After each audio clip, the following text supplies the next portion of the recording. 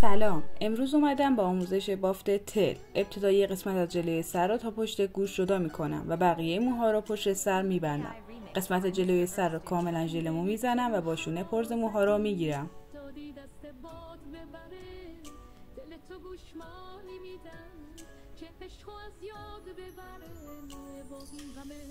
از کنار گوش یه دسته کوچیک برمیداریم، به 3 قسمت مساوی تقسیمش میکنیم و بافت بزیر یا همون بافت هلندی رو میزنیم.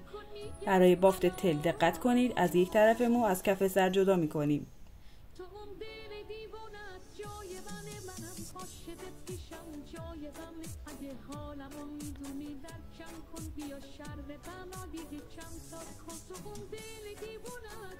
دستمو به سمت بالا میگیرم و به سمت فرق سر هدایت میکنم تا قسمت فرق سرشو پوشش بدم. همینجوری بافت هلندی یا همون بافت بزیرمو ادامه میدم. از یک طرف اون بر میدارم و تا پشت گوش بافتمو ادامه میدم و در نهایت با کش 40 گیج فیکسش میکنم. اینم یه بافت تل زیبا و خوشگل.